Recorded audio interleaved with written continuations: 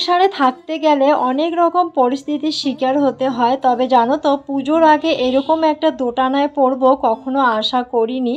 তো নমস্কার বন্ধুরা, গুড মর্নিং। নতুন আর একটা ব্লগে সকল বন্ধু তোমাদেরকে সাথে নিয়ে এইমাত্র ব্লগটা শুরু করলাম। আশা করছি তোমরা প্রত্যেকে যে যেখানে আছো সকলে ভালো থেকো, সুস্থ থেকো। আর সামনেই যেহেতু পুজো, আর সামনে পুজোর জন্য কিন্তু সবাইকে সুস্থ, স্বাভাবিক এবং ভালো থাকতে লাগবে। তো দেখো আমরাও কিন্তু বেশ ভালোই আছি।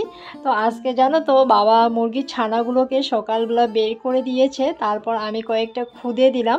ওরা কি সুন্দর খুঁটে খুঁটে দেখো খুদেগুলো খাচ্ছে। আর এদিকে আমাদের তুলসী তলার সামনে বাবা একটা নীলকণ্ঠর গাছ লাগিয়েছে।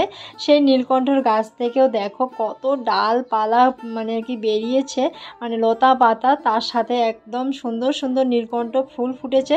দেখতে কিন্তু বেশ ভালো লাগছিল। তার মাঝে দেখো আকাশের এত রৌদ্রের তাপ দিয়েছে সূর্যি মামা, আর কি বলবো, একদম পুরো গাছপালা একদম চকচকে করছিল। আর এদিকে আকাশটা দেখতে পারবে তোমরা লক্ষ্য করলেই, একদম কিন্তু আকাশে একটুখানিও মেঘ দেখা যাচ্ছে না, একদম সাদা, মানে পুরো আকাশটা একদম আকাশি রঙের হয়ে আছে।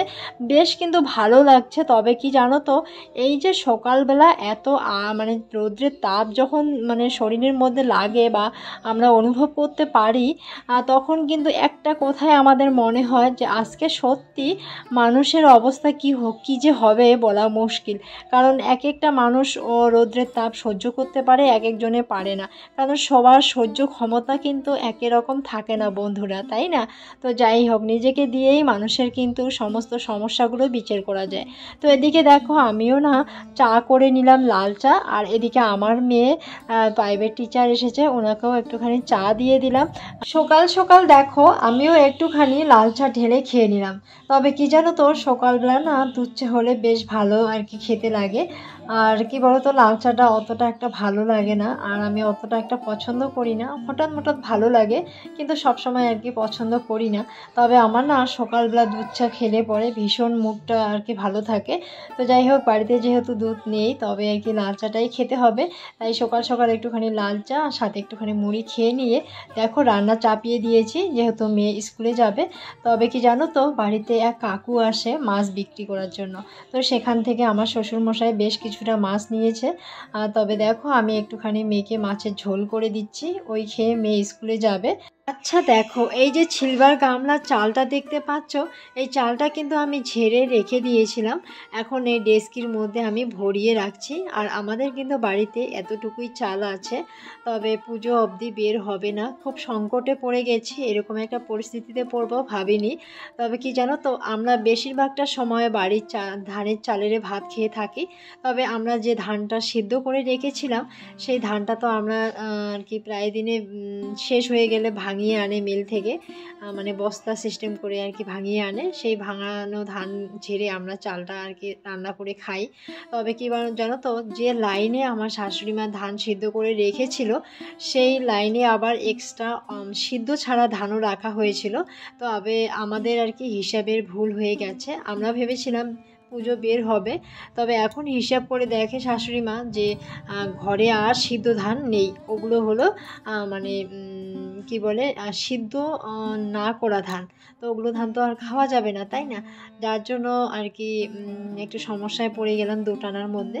তাই দেখো এদিকে বেশ কিছুটা আর কি ধান আমি ঝেড়ে নিচ্ছি। আর সামনে যেহেতু পুজো, চিড়ের জন্য। আর কি বলতো, এদিকে দেখতেই পাচ্ছ আমাদের ওই যে দেখো ডেস্কি বসানো আছে, সেখানে ধান সিদ্ধ করার ব্যবস্থা চলছে। মানে ধান বেশ কিছুটা আমরা আর কি ভিজিয়ে রেখেছি। তবে একটা সপ্তাহ বা 10 দিন থেকে কিন্তু খুব পরিমাণে রৌদ্র দিচ্ছে, আর রৌদ্রে মানুষের অবস্থা খুবই খারাপ হয়ে যাচ্ছে। আর বেশ কিছুদিন আগে রৌদ্রের যে আগের সপ্তাহগুলো, সেই সপ্তাহগুলো কিন্তু খুব দিনরাত 24 ঘন্টায় বৃষ্টি ছিল, যার জন্য ধান সিদ্ধ করা তখন সম্ভব ছিল না। আর যার জন্য এখন এই পরিস্থিতি দেখে এখন আমরা পুজোর আগে আগে ধান সিদ্ধ করতে লেগে পড়েছি। তো এদিকে দেখো সর্ষেগুলো আমরা আর কি শুকোতে দিয়েছি, কারণ সর্ষে ভাঙালে পরে কিন্তু আমাদের বাড়িতে আর কি সর্ষের তেলটা হয়ে যাবে, আমাদের অনেকটাই আর কি কাজে লাগবে। এক্সট্রা আমাদের আর তেল কিনে এনে খেতে হবে না, তাই না? তো এটা একটা সুবিধা হয়। তো এদিকে দেখো আমি ভয়েস রেকর্ড দিচ্ছি, আর যেহেতু পুজো মানে আজকে পুজো বসবে, যার জন্য এত পরিমাণে গাড়ি যাওয়া আসা করছে সামনে আমাদের পুজো মণ্ডপের ওখানে কিন্তু একদম বাজনা হচ্ছে, ক্যাশিওর বাজনা, বুঝতেই পারো বিয়ে বাড়িতে যে বাজনাগুলো হয় সেই বাজনাগুলো। তো খুবই একটু হয়তো তোমাদের কানে পৌঁছাতে পারে, মানে আর কি যাই হোক একটুখানি মানিয়ে নিও। আর এদিকে আমি স্নানটাও করে আসলাম, ধান যেহেতু ঝাড়লাম, অনেক ধুলো ময়লা শরীরে। আর এখন দেখো আমরা না সংসারের কাজ করতে করতে কিন্তু নিজের শরীরের যত্নগুলো ভুলে যাই। নিজের শরীরের যে অঙ্গ প্রত্যঙ্গগুলোর কিছু কিছু কাজ আমাদের করতে হবে সেগুলো কিন্তু ভুলে যাই। এই যে দেখো আমি মাথায় চিরুনি করাটা সত্যি মাঝে মধ্যে ভুলেই যাই যে আমার মাথায় চিরুনি করতে হবে, তেল দিতে হবে। কিন্তু কি বলতো, শুধু জাস্ট একটু মাথাটা কোনো রকমভাবে চিরুনি করে একটুখানি সিঁদুরটা পরে নেই, সারাদিনে আর কোনো রকমভাবে নিজের শরীরের যত্ন করা হয় না, ওই স্নান করা এটুকুই। তো যাই হোক, তো ভাবলাম যে আজকে একটু মুখে ক্রিম ট্রিম লাগিয়ে একটু সুন্দর করে একটু সিঁদুর টিঁদুর পরি, আর সাথে মাথা আর কি চুরুনি করলাম। আমি কিন্তু ভিজে মাথায় খুব কম চুরুনি করি, আর আমার হাজব্যান্ড বলে আমি নাকি বেশিরভাগ সময় যে রাত্রিবেলায় নাকি চিরুনি করি। তবে এটা আর কি একদম ঠিক বলে আমার হাজব্যান্ড, কারণ আমি রাত্রিবেলা শোয়ার আগে আর কি চিরুনিটা করে নিই, সারাদিনে আর চিরুনি করি না। এর জন্য আজকে হঠাৎ করে মনে পড়লো যে সত্যি নিজের আর কি কাজের সাথে সাথে নিজের শরীরেরও একটু অঙ্গ প্রত্যঙ্গগুলোর একটুখানি খেয়াল রাখতে হয়, তাই না? তো আমাদের নিজের শরীরের কিন্তু অনেক ধরনের অঙ্গ প্রত্যঙ্গ থাকে, হাত পা থেকে শুরু করে নিজের চুল থেকে শুরু করে সমস্ত কিছু, সেগুলোকে একটুখানি আমাদের আর কি বাঁধানো দিতে হয়, তাই না? তো চলো বন্ধুরা, এখন এই যে স্নান টান করলাম, করে খাওয়া দাওয়াটা সেরে নিব, কারণ আমি খাওয়া দাওয়া করিনি। তো তারপরে রান্না করেছি হলো ডাল, আর করেছি হলো মাছের ওই যে একটুখানি ঝোল ছিল, ওখানে বেশ কিছুটা মাছ দিয়ে দিয়েছি, ওগুলো দিয়ে হয়ে যাবে। আর করেছি হলো আলু ভাজি, এটুকু দিয়ে আজকের খাওয়া দাওয়া আমাদের শেষ হবে। তো চলো, আমার এই যে চুলটা আবার কি বলো তো, চিরুনি করলাম, একটু দেখলাম নিচের দিকে জল ঝরছে। তো এদিকে খাওয়া দাওয়া কমপ্লিট করে নিলাম, নিয়ে আমার হাজব্যান্ডের এই শার্টটা সেদিন পরে গেছিলো এক জায়গায়, ওর দরকার ছিল সেখানে গিয়েছিল, তো ধুয়ে দিয়েছিলাম, ধোয়া কাচা করে এখন মানে শুকিয়ে গেছে যেহেতু, তো ভাবলাম যে এটা আর কি বাইরে আর কি থাকবে। তো পুজোর সময় তো পুরনো শার্ট টার্ট পরবে না অতটা একটা। তো যাই হোক, পুজোদের কম বেশি সবাই নতুন নতুন জিনিস পরে।